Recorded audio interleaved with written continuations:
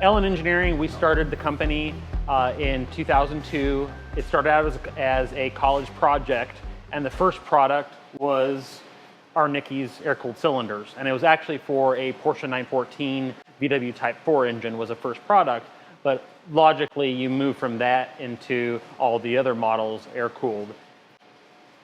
Just like way back in the beginning when we started, everything has always been billet, not cast. So we start out with an extrusion. We have these extrusions made for us, custom. And once you cut a slug, then depending on the cylinder, first it gets turned. This has been partially machined with a mill, but what we do with some of the cylinders, this one in particular, we call it a birthday cake internally. And then once it's been turned, then that will go into the mill, which we'll show you in another video.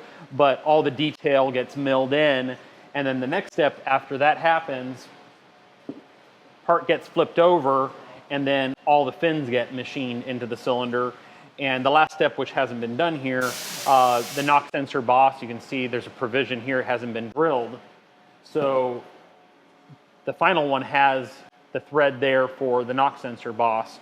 And that's something we've added this year. So all the air-cooled 911 cylinders, so many people are doing aftermarket electronic fuel injection conversions, and almost every system nowadays supports knock sensing. So we've added that to all our 911 cylinders so that you can retrofit knock sensing onto an older engine that didn't have it.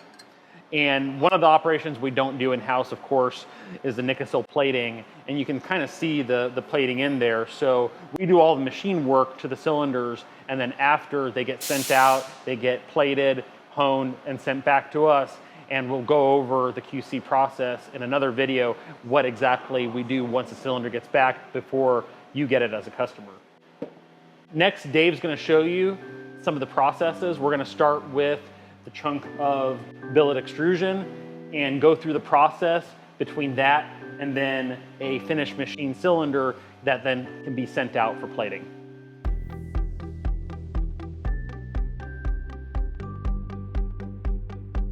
Right now we're running a batch of 40 of these 10291.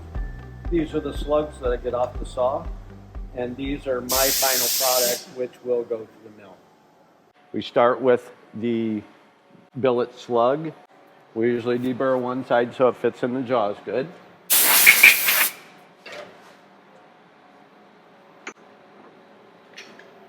Then we like to make sure that they run halfway true before we start running them.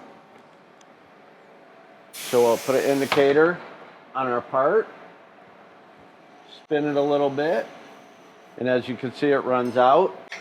Sometimes we can get away with just turning the part a little bit. And there it's running within about 40 thousandths, so that should be fine because we turn all of that in. And then we're ready to start machining. Make sure we're in memory. Second start.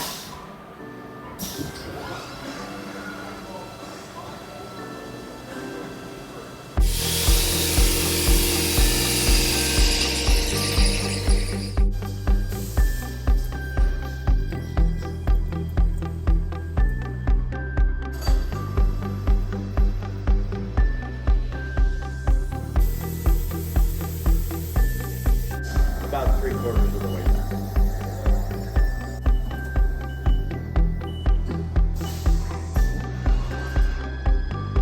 Here I have a finish at the end of my cycle, and these ones, pretty much all of it is done in one cycle. And then when this is done here, all I have to do, since we turn it so close to there, and away we go. And then we deburr this up and it goes on to the mill. So then once we knock this part off of here, we have a couple of burrs that we want to get rid of before we send it to the mill. So we'll deburr around the inside of the cylinder here. Make sure we get this inside burr off. Then there's a burr here also, which we'll make sure we get off.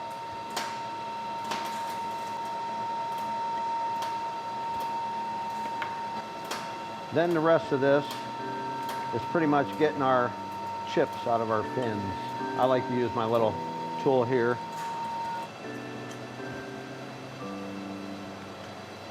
and voila.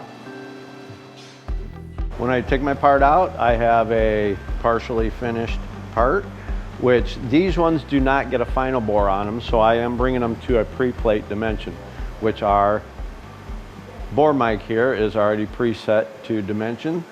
So all I got to do, we go in here in the bore, and there we are.